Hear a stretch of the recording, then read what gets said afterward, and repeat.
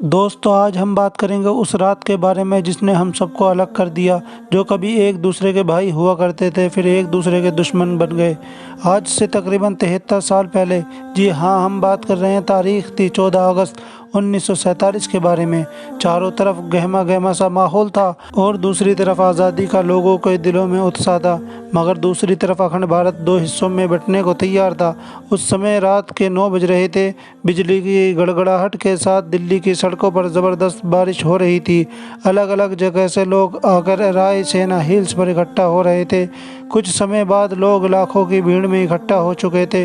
रात के 10 बजे जवाहरलाल नेहरू, सरदार वल्लभ भाई पटेल और राजेंद्र प्रसाद मॉइंट राइस हाउस पहुंचे। अब कुछ ही समय बचा था भारत आज़ाद होने में। कुछ लोगों के चेहरे पर मायूसी थी तो कुछ लोगों में उत्साह थी। यहाँ पर जवाहरलाल नेहरू अपनी स्पीच देते हैं। कुछ ही देर बाद वह घड़ी आ गई थी। भारत ने आज़ादी की सांसें ली। रात 12 बजे से हमारे देश का आरंभ हुआ था। लोग महात्मा गांधी के नारे लगा रहे थे क्योंकि हमारे देश ने 200 सालों से इंतज़ार किया था।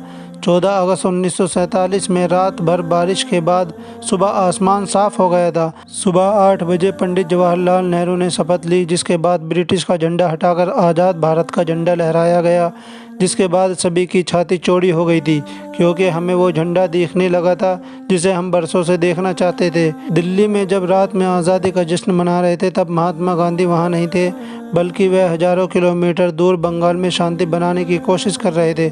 14 अगस्त 1947 की ऐसी रात जब लोग सोए थे तो गुलामी की रात, और जब उठे तो आज़ादी की सुबह थी। जितनी खुशी हमें आज़ादी की थी उतना ही गम अखंड भारत के टूट जाने में था, क्योंकि दोस्तों भारत ने अपना 3,46,337 किलोमीटर का एरिया हमने पाकिस्तान के रूप में खो दिया।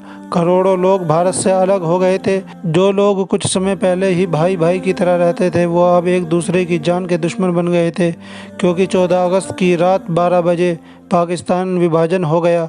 भारत दो हिस्सों में बट गया, जिसमें एक हिस्सा पाकिस्तान, दूसरा हिस्सा हिंदुस्तान के नाम हो गया था। जिस वजह से कई सारे दंगे हुए।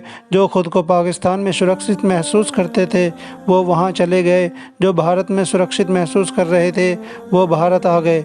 कहा जाता है बहुत लोग पलायन के लिए मजबूर हो गए थे। इन दंगों में हजारों लोग मौत के घाट उतर गए थे। ये सारा खेल अंग्रेज़ों की हुकूमत का था, जिसने भारत को बांटने का खेल पहले से ही खेल रखा था, जहां पर उन्होंने हिंदू मुसलमान के बीज भर दिए थे। वरना आज़ादी से पहले हम सब भाइयों की तरह जी रहे थे। दोस्तों ये भी वजह थी मोहम्मद अली जिन्ना देश के पहले प्रधानमंत्री बनना चाहते थे, लेकिन महात्मा गांधी ने पंडित जवाहरलाल नेहरू को प्रधानमंत्री बनाने का वादा पहले ही कर चुके थे, जिस वजह से मोहम्मद अली जिन्ना ने अलग देश मांगा और इसी वजह से ये सारा फसाद शुरू हुआ था जो 15 अगस्त सन 1947 में ख़त्म हुआ।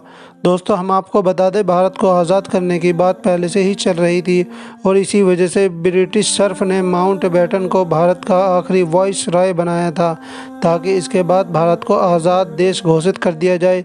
लेकिन भारत के हिंदू और मुसलमान भाई आपस में ही लड़ने में उतारू थे और यही सब ब्रिटिश सरकार चाहती थी, क्योंकि ये लड़ाई की चिंगारी उन्होंने ही लगाई थी जो आग बनकर अब तक हमारे सीने में जल रही है।